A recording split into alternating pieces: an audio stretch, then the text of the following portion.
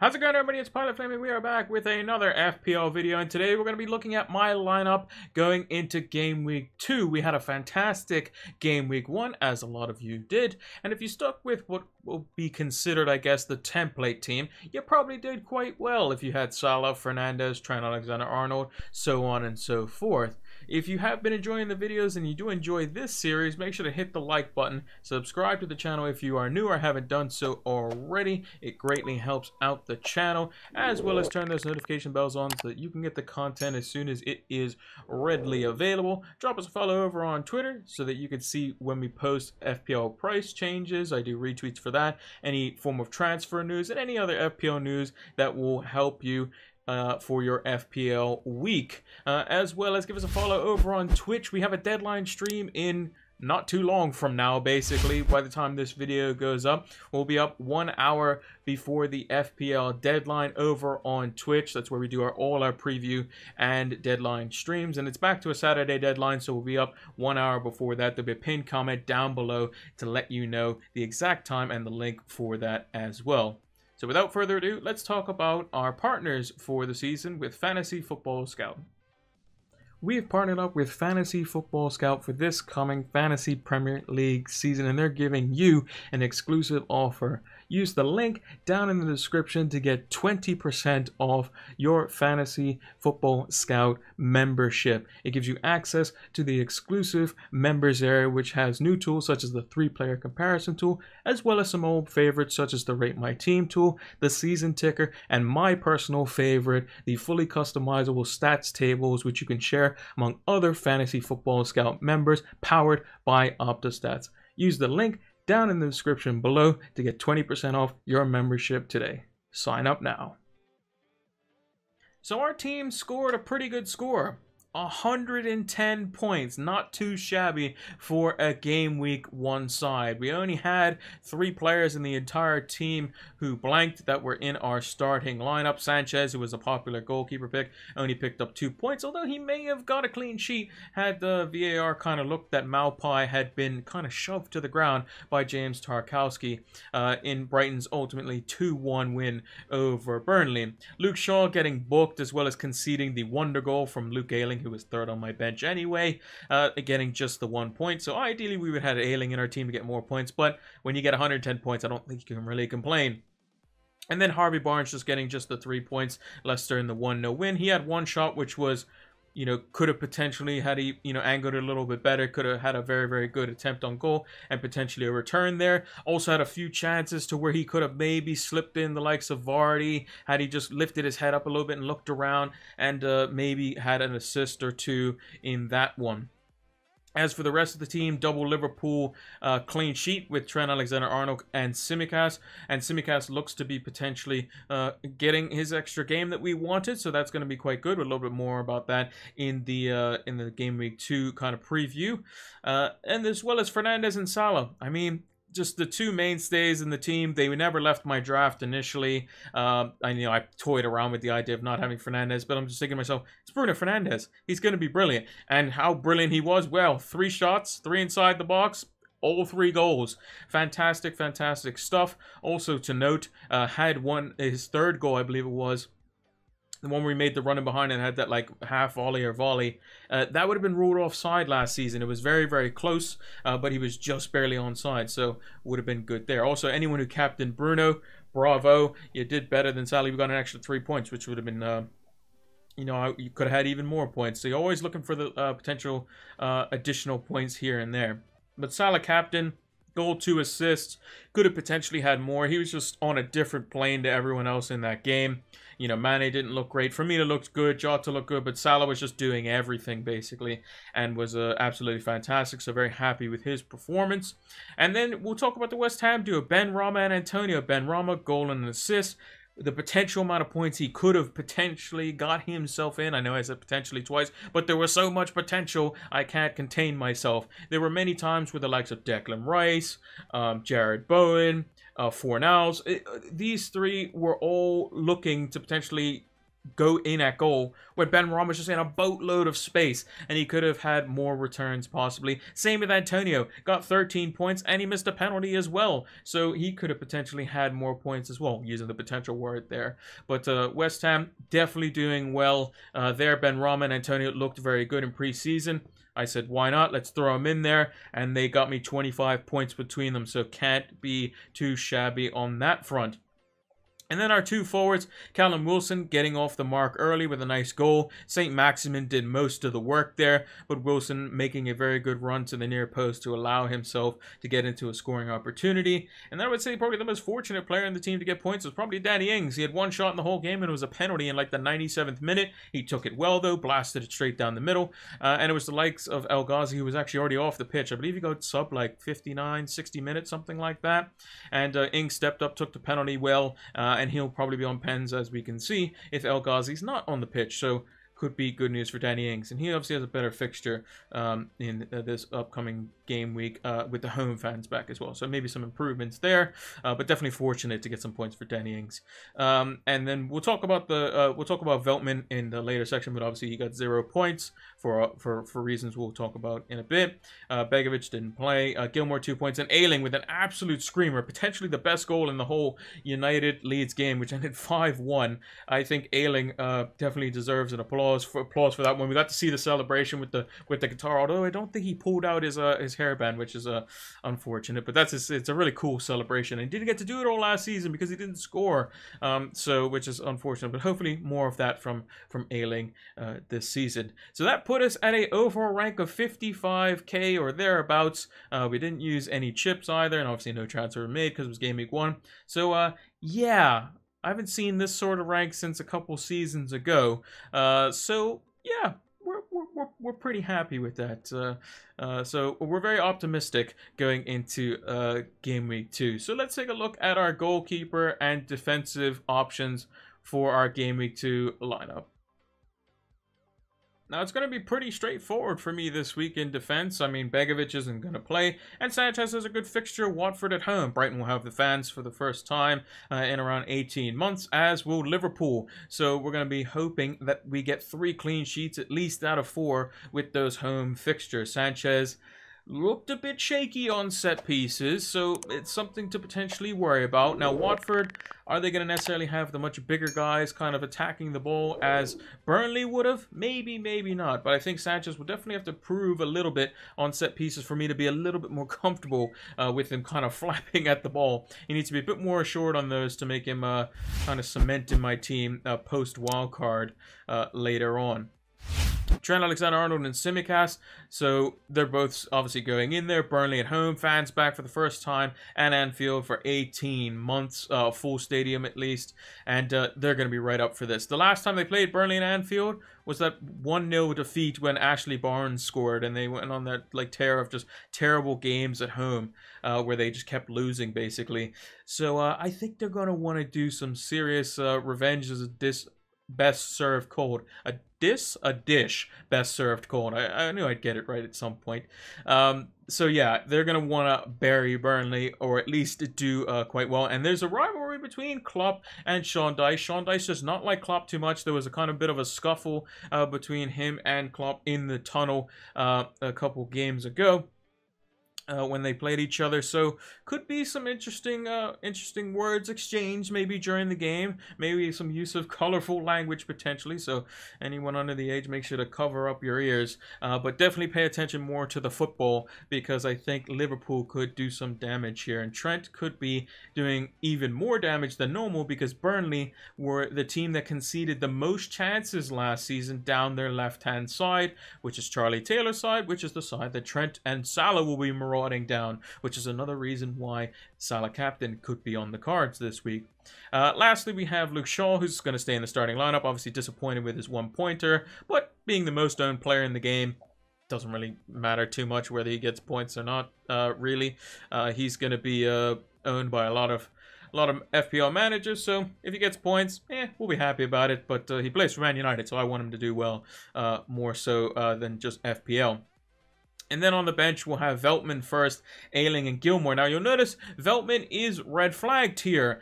He had a close contact which tested positive, so he's going to have to self-isolate additionally for this game as well. I've just stuck him in at slot 1 just because his fixture is technically the best. Ayling will obviously come in if need be. Hopefully all my defenders start, or all my players start in general. But he'll be back the next game, so no real need, in my opinion, to make a transfer there. Ayling did obviously perfectly fine. He scored and is playing Everton with Burnley to follow following game week, and then Gilmore's going to be last on the bench. Don't really expect him to be leaving his penalty box, really, playing against Man City, who, having lost to Spurs, are going to want to... They're going to want to do some serious damage to Norwich at home. Fans back in the ground for Man City as well. And the squad value is looking quite good. We have a rise on Tsimikas and a couple other players, which we'll mention in their relative sections. And we still have 0.5 million in the bank and all chips available. And free transfers. It should say 1 there. I put a dash there, but we do have 1 free transfer, obviously, because we didn't use one off the start, because you can't, because you can make unlimited. But yeah. We have 1 free transfer available. So now let's take a look at what our midfield is looking like going into game week 2. You might be noticing a familiar pattern. The team looks a bit the same, if you know what I mean. And yeah, there's just different pictures. Salah's got his nice new jersey on, as does Fernandez. The new FPL pictures is what I look for. But it's weird. Salah has his new jersey, but Trent and Tsimikas don't. Same with Shaw. It's really weird. Like, I see that, like, on the FPL show that's you know, used by the Premier League on Thursdays or Fridays, they have the nice new graphics and stuff, but they haven't put them on the FPL site. Put them on the FPL site so I can update their jerseys and not have some old, some new. But I digress. It's a little bit neither here nor there. Back to the team. So we also have the likes of Benrahma and Fernandez, who have also gone up 0.1 in price. And lastly, Benrahma's teammate Antonio has also gone up in price. So that's where the 0.4 million has come from. Tsimikas, Benrahma, Fernandez, and Antonio. Although if I sell them, the way prices work, I don't get that value. If I were to rebuy them back, I'd have to buy them for 0.1 more. They need to go up by 0.2 in order for me to gain an additional 0.1 in sell value. So I have to keep them until they go up twice. So hopefully Tsimikas goes up twice before I'm able to sell him, which means I'll gain a little bit of value from a 4.0 defender who potentially could have 2 clean sheets in 2 off the start, which would be nice. But in the midfield, Benrahma and Harvey Barnes going up against each other this week. Benrahma having the home fans. Should be an interesting game. I think it could end up very similarly to how Newcastle and West Ham kind of went at each other. West Ham not as solid defensively, a little bit more forward thinking. Leicester will also be a little bit weaker at the back. Vestergaard not fully fit, and Amarte looked like a calamity at the back against Wolves, letting Traore in. And it could be very interesting. I think this is going to be a higher scoring game than most. I think I predicted 2-1, but it could be 2-2 potentially.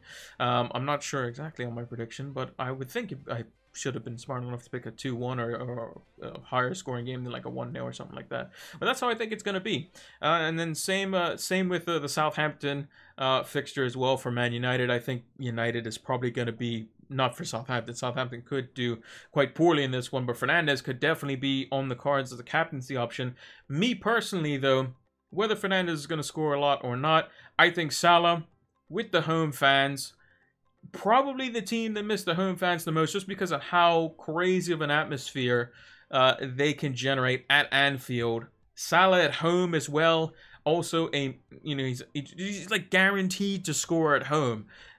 And it's all set up for them to just absolutely demolish Burnley, as well as the whole stat where we were talking about Burnley concede the most chances down the right hand or the left hand side, which is where Salah plays, Liverpool's right hand side. I just can't see myself not captaining Salah. It just makes the most sense on paper to me. So I'm going to stick with that as well.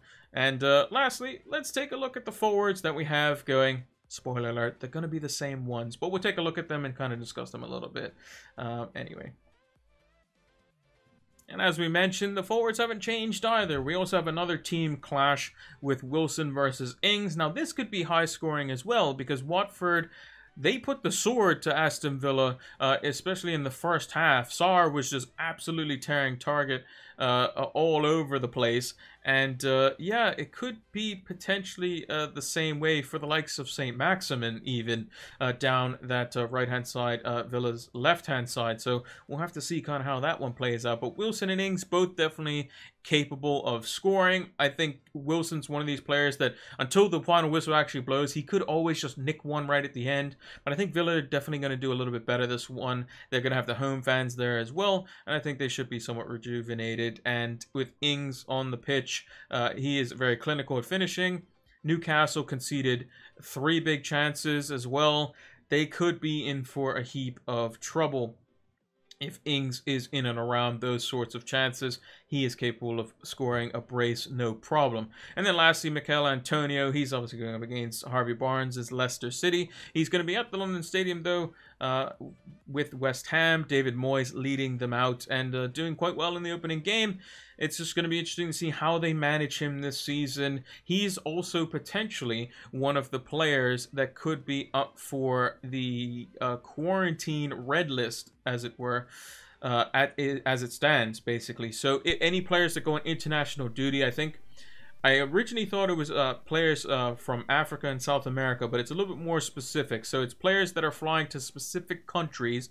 A lot of them are in South America, like Brazil, Argentina, and you'll see the likes of Emi Martinez, Edinson Cavani from Uruguay, as well as some of the islands as well. So Antonio is, I believe, part of the Jamaican national team. He is also potentially would be on the red list if he were to go on international duty, unless they get exemption as it stands now. So if we were to go into game week 3, let's say we just didn't change up our team, we would have the likes of Antonio and Salah who would not be able to play come game week 4 and potentially game week 5 if this rule holds up. So we'll have to kind of monitor that as it stands. But for our plans going forward, we're looking at potentially removing Salah for game week 2, or for game week 3 rather.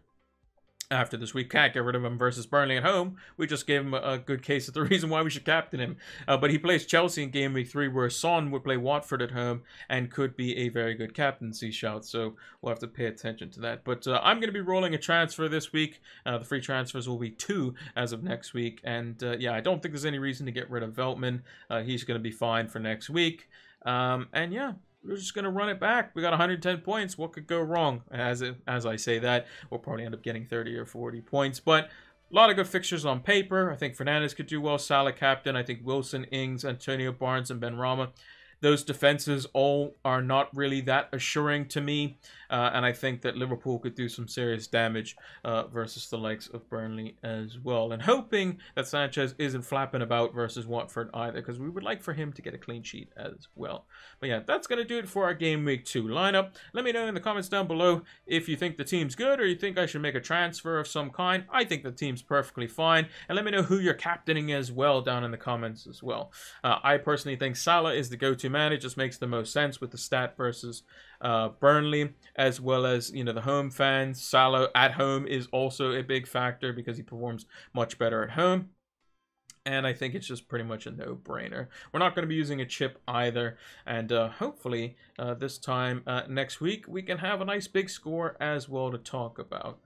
And that's going to do it for our lineup preview. If you haven't done so already, hit that like button, subscribe to the channel if you are new, and turn those notification bells on so that you can get the content as soon as it is readily available. It greatly helps out the channel, and it helps the channel grow, which helps me invest more into the channel, which helps more and better content for you guys. So make sure to do that, as well as give us a follow over on Twitter so you can keep up to date with any FPL news, whether it be price changes, transfers, all that sort of good stuff. Been retweeting a lot over on Twitter as of late. You can also join our Flames Recruits League over there as well. We have the league code over there in the Twitter bio.